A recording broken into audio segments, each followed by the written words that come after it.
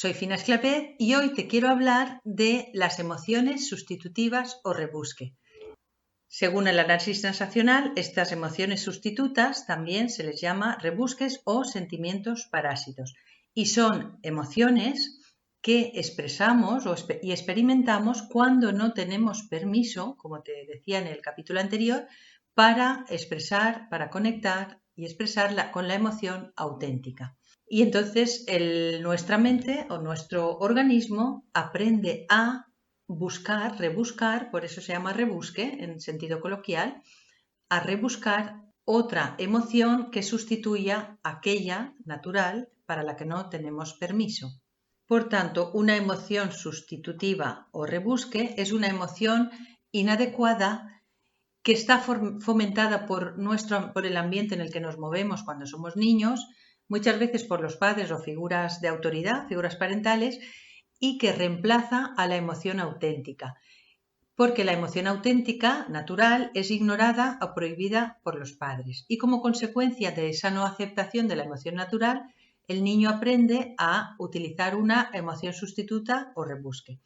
Por ejemplo, un niño que no tiene la atención de mamá o de papá, quizás aprenda a sentirse culpable por no merecer esa atención, o bien cuando no se le permite expresar una pataleta, un enfado a ese niño, entonces el niño va creciendo, incorporando a su bagaje emocional esa emoción sustitutiva o rebusque que de alguna forma está siendo obligado a reproducir por no poder conectar, no tener permiso para conectar con la emoción natural.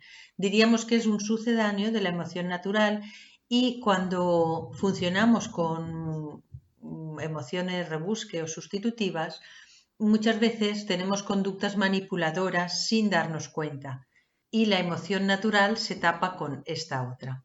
También llamado por algunos autores sentimiento parásito. Y cuando esto se da en el adulto, cuando hay este entramado de emociones rebusques que atrapan a la persona, esto lleva a una gran confusión emocional. Por eso es imprescindible reconocerlas, tomar conciencia para poder de alguna forma empezar a darnos permiso para conectar con el sentimiento real, con la emoción real, porque la persona lo que hace de adultos, lo que hacemos es que se los prohíbe porque le fueron prohibidos y entonces ha integrado ese comportamiento, ese tipo de conducta de no conectar con los sentimientos que le fueron prohibidos en su momento. Así es como deja salida a esa otra emoción, pero no a la auténtica. Y al no ser una emoción natural, nunca queda satisfecho, siempre queda algo ahí, un resentimiento, una culpa que no termina de liberarse de ella. Ahí el adulto, cuando actúa con rebusques, hay como una continua necesidad de expresar y funcionar con el rebusque, entrando así en una especie de circuito autodestructivo que es el que da lugar a lo que Eric Berne, el padre del análisis transaccional, del que hablaremos en otros capítulos, llama juegos psicológicos. Los juegos psicológicos son juegos de poder que se dan en las relaciones más cercanas, como relaciones de pareja, relaciones amistosas cercanas, donde se establecen juegos de poder para la persona sentirse con poder en esa relación y que se le llama juegos psicológicos.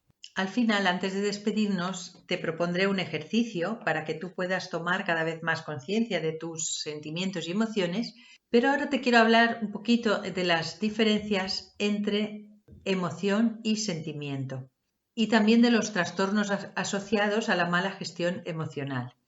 Las diferencias entre emoción y sentimiento, tenemos en cuenta que la emoción es lo que aparece inmediato después de una percepción. Sería nuestra primera reacción, lo primero que sentimos antes de actuar, de reaccionar. Lleva siempre o casi siempre un pensamiento asociado que es el que provoca eso que estoy sintiendo, y la emoción que experimento o que experimenta cada una depende en gran medida o en toda medida, diría yo, de las experiencias pasadas que hemos tenido, el aprendizaje, las creencias que hemos vivido en nuestro ambiente, etc.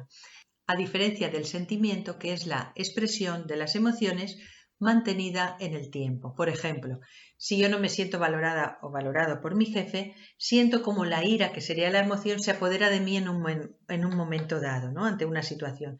Pero si no consigo canalizar y expresar esa rabia, esa ira, con el tiempo se va a convertir en una especie de odio hacia la situación o rencor. Y ese es el sentimiento que queda cuando no soy capaz, el sentimiento que queda en el tiempo cuando no soy capaz de expresar la emoción que surge espontáneamente. Y los trastornos asociados a la mala gestión emocional, por ejemplo, entre otros, está la depresión, la ansiedad, el estrés, la fatiga emocional. La depresión, como sabemos, es una tristeza casi permanente que provoca trastornos del sueño, un sentimiento de culpa injustificado, cansancio, fatiga, etc. Puede ser una depresión puntual debido a una pérdida de una persona muy querida, cercana, pero también debido a traumas y asuntos sin cerrar, a la acumulación de acontecimientos más pequeños, pero permanentes en el tiempo. Y es lo que llamamos un estrés permanente en el día a día de la persona que va dando lugar a esa depresión que al final se puede convertir en una depresión mayor. Por eso en la terapia Gestalt hace mucha hincapié en cerrar en los asuntos o las situaciones que tenemos sin cerrar en nuestro interior en forma de emociones.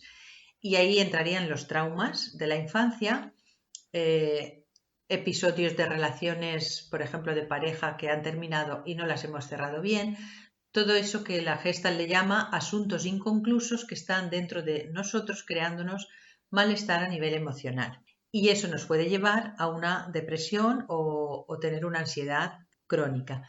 Y aunque a veces nos puedan diagnosticar de depresión crónica o ansiedad crónica, es verdad que cuando empezamos, y en esto la terapia Gestalt hace una función maravillosa, cuando empezamos a trabajar en esas emociones que se han quedado bloqueadas, atrapadas en el tiempo o en situaciones que nos han creado una gran carga emocional y no hemos sabido capaces de cerrar, cuando empezamos a trabajar con técnicas, por ejemplo, de Gestalt en mi caso, o técnicas para ayudar a cerrar y sanar esos asuntos y pasar página, es verdad que la depresión va aliviándose, así como la ansiedad, y llega un momento que esa depresión que en su momento nos diagnosticaron como crónica ya no tiene sentido porque la persona se ha ido liberando con el proceso de terapia de todas esas cargas emocionales que le llevaban a esa depresión o a esa ansiedad casi permanente.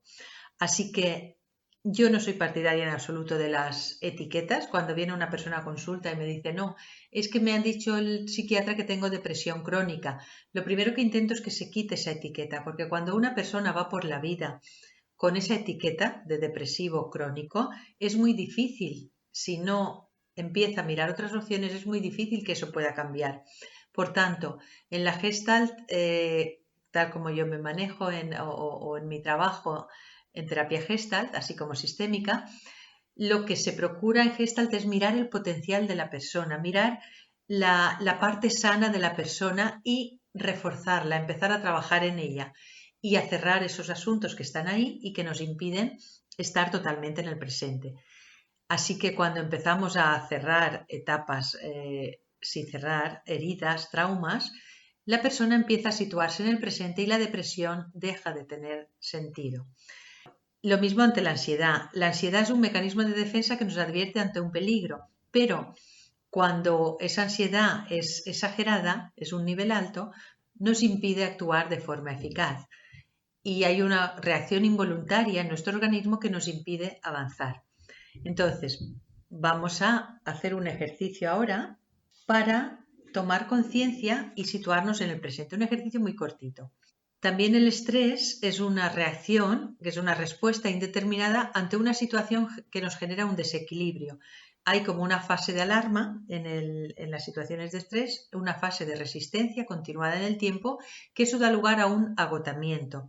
Por eso es muy peligroso entrar en un estado de estrés permanente, porque nos va a llevar a un agotamiento que va a hacer que entremos en otra fase que pueda ser depresión o ansiedad. ¿Cómo combatimos el estrés? Pues abordando cada cosa a su tiempo, cada cosa dándole su tiempo y su lugar, no querer abarcar todo. compartir esas emociones que nos embargan cuando sufrimos de estrés.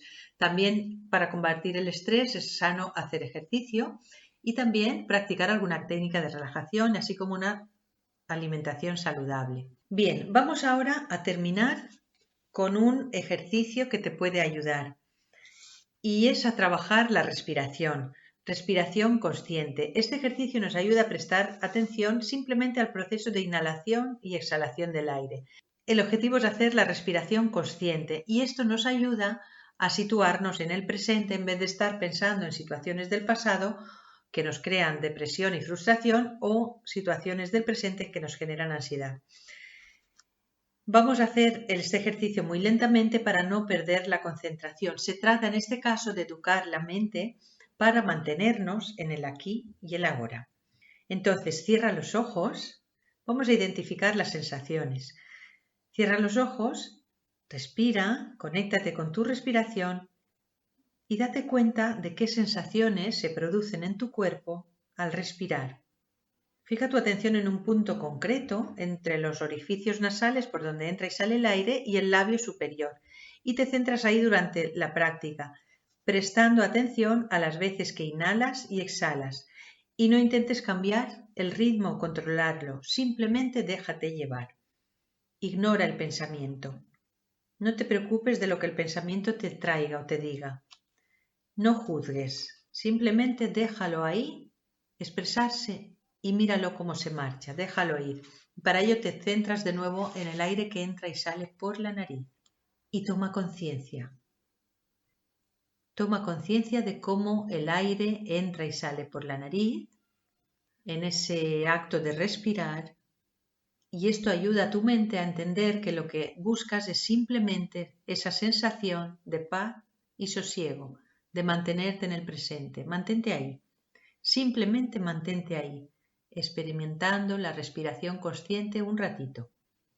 Unos instantes centrado en tu respiración, centrada en tu respiración, dejando que los pensamientos pasen, circulen, sin quedarte atrapado en ellos. Y es un ejercicio este que puedes repetir a menudo para intentar, para cada vez más situarte en el presente. Bien, cuando tú quieras terminarlo, abres los ojos, observa cómo estás y por mi parte me despido hoy, te espero en el próximo capítulo.